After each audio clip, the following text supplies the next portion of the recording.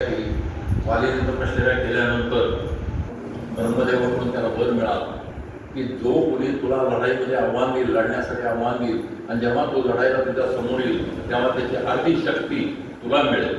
आणि याप्रमाणे वाली बलवान झाला. त्यांनी किष्किंधा नगरीची स्थापना केली. किष्किंधेचा तो राजा झाला.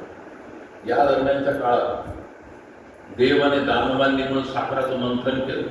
त्या सागराचं मंथन करताना वाली पण त्या ठिकाणी गेला होता. त्या सागराच्या मंथनातून ज्या अप्सरा निघाल्या त्यातली एक अप्सरा होती तारा.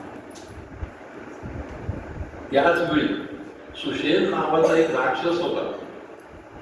तोही राक्षसांपूर्ण त्या सुषेणचा पुढं एकदा संदर्भ येईल तेव्हा मी परत सांगेल. हा सुषेण नावाचा राक्षस तिथं होता. जेव्हा ती तारा त्या ह्याच्यातून निघाली तर दोघांना असं वाटलं की आपण हिच्याशी विवाह करा. आणि म्हणून ते दोघे पळत गेले आणि दोघं दोन बाजूला त्याच्या उभे राहिले. एक जण उजव्या बाजूला, एक जण डाव्या बाजूला. आणि आता प्रश्न निर्माण झाला की मग तारा द्यायची कोणाला. मग हा प्रश्न सोडवण्यासाठी विष्णूंकडे गेले. विष्णूंनी पाहिलं की तारा मध्ये वालीच्या डाव्या बाजूला तारा, तर सुषेणच्या उजव्या बाजूला तारा. विष्णूंनी निर्णय दिला की पत्नी जी असते ती डाव्या बाजूला असते, तेव्हा वालीच्या डाव्या बाजूला तारा आहे म्हणून तारा वालीची पत्नी होईल. आणि पित्याच्या उजव्या बाजूला कन्या असते म्हणून सुषेण तिचं कन्यादान. आणि त्याप्रमाणे मग सुषेणनं ताराचं कन्यादान केलं. आणि त्याच्यापासून मोठा झाला तो अंगद. हा सुषेण कोण आहे त्याचा संदर्भ जसं मला परत सांगितलं. हा सुषेण रावणाचा राजवैद्य होता. आणि या सुषेणनीच जेव्हा लक्ष्मणाला शक्ती लागली त्यावेळी संजीवनी आणायला सांगणारा सुषेण होता. तो कोण आहे? वालीचा सासरा आहे.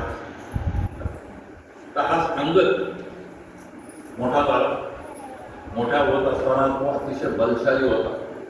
तो होता नम्र, हुशार होता, पण खोडकर. पुढं त्याला गुरुकुलामध्ये पाठवण्यात. गुरुकुलामध्ये त्याच्याबरोबर कोण होतं तर रावणाचा आणि मंदोदरीचा एक मुलगा अक्षय कुमार. रावण आणि मंदोदरीचा मुलगा अक्षय कुमार त्या गुरुकुलामध्ये शिकत. आणि या दरम्यानच्या काळामध्ये अंगदाला वालीने रावणाला आपल्या शेपटीला बांधून फिरवल्याची गोष्ट कळली.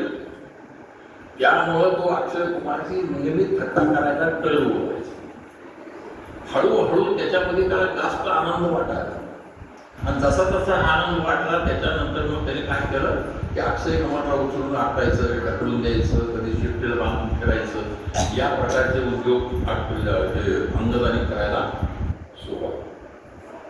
शेवटी त्याच्या गुरुंना अंगद नेहमी अक्षय कुमार जवळ नेहमी जाऊन त्याच्या तक्रारी कोणाकडे करायचा तर त्याच्या गुरु. जेव्हा गुरुंकडे अशा प्रकारच्या तक्रारी वाढत चालल्या तेव्हा गुरुंनी अंगदाला चेतावणी दिली की इथून पुढं जर कधी तू अक्षय कुमारला त्रास दिलास, त्याला उचलून आपटलंस किंवा त्याला मारलंस तर तुझा मृत्यू. दोघांचं शिक्षण पूर्ण झालं. पुढं जसं मी सांगितलं की आता अंगदाला वालीने अंगदाला सुग्रीवाकडे सोडवलं. वालीच्या जाण्यानंतर सुग्रीवाचा राज्याभिषेक झाला. जे अंगदाला युवराज बनवण्यात. आणि आता प्रश्न निर्माण झाला की सीतेला शोधायचं. सीतेला शोधण्यासाठी वेगवेगळ्या वानरांच्या तुकड्या बनवल्या आणि ह्या तुकड्या वेगवेगळ्या दिशेला पाठवायच्या. त्यामध्ये जी एक सगळ्यात महत्वाची तुकडी, कारण रावणाने सीतेला पळवलं हे कळलं होतं, त्यामुळे शक्यता दक्षिण दिशेला गेलेला आहे. या म्हणून दक्षिण दिशेला जी तुकडी पाठवायची ती तुकडी सगळ्यात प्रभावशाली असायला पाहिजे, सगळ्यात मोठी असायला पाहिजे, सगळ्यात ताकदवान असायला पाहिजे.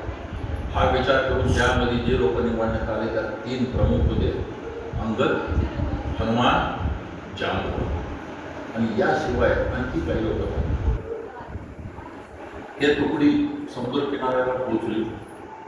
समुद्र किनाऱ्याला पोहोचल्यानंतर त्याच्यात गंमत अशी आहे की जांबवंत, जर तुम्हाला आठवत असेल तर जांबवंत जो आहे, जांबवंताचं रावणाचं काय नातं आहे तर रावणाचे जे आजोबा पुलस्त ऋषी त्यांच्या बरोबरचे जांबुवंत आहेत, रावणाच्या आजोबाच्या बरोबरचे ते, आणि त्यांनी एकत्र शिकलेले एकत्र राहिलेले, कारण जांबुवंत हे सुद्धा ब्रह्मदेवाचे मानसपुत्र आहे, त्यामुळे ते वेगळं नातं आहे. आता ते सगळे समुद्रकिनारी पोहोचले. समुद्रकिनारी पोहोचल्यानंतर समुद्र उल्लंघून पुढे जायचं. कसं जायचं, काय करायचं हा विचार सुरू झाला. जेव्हा पहिल्यांदा जांबुवंतांचा विषय विचार झाला तर जांबुवंतांनी सांगितलं, मी जर गेलो आणि रावणाने मला परत येऊ नाही दिलं तर, कारण तो मला आदर सत्कार करेल, तो मला हे करेल, आणि त्यानंतर जर मला येऊ नाही दिलं तर मला काय कळणार नाही, आणि दुसरं मी त्याला जास्त फोर्स करू शकणार नाही, कारण तुम्हाला माझ्या मुलासारखा, माझ्या नातवासारखा. अंगदाला विचारलं, अंगदा सांगितलं मी जातो, पण मी आवड काढल्यानंतर त्याने जर अक्षय कुमारला समोर पाठवलं आणि त्याचे माझे भांडणं झाले आणि मी जर त्याला उचलून आपटलं तर मी तिथंच मृत्यू पावलो, त्यामुळे मी जाऊ शकणार नाही. आणि मग त्याच्यानंतर हनुमानाला त्याची विसरलेली शक्ती आठवण करून देऊन हनुमान त्या ठिकाणी गेले, आणि त्या पुढचा सगळा भाग आपल्याला माहिती. तिथून पुढची गोष्ट येते ती सेतू बनवणे. हनुमानाने त्याचा शोध लावला, लंकेचं दहन केलं, लंकेचं दहन करून परत आले. आता याच्यामध्ये हे क्लिअर झालं की बुवा रामाला लंकेवर स्वारी करायची तर समुद्र ओलांडून जायचं.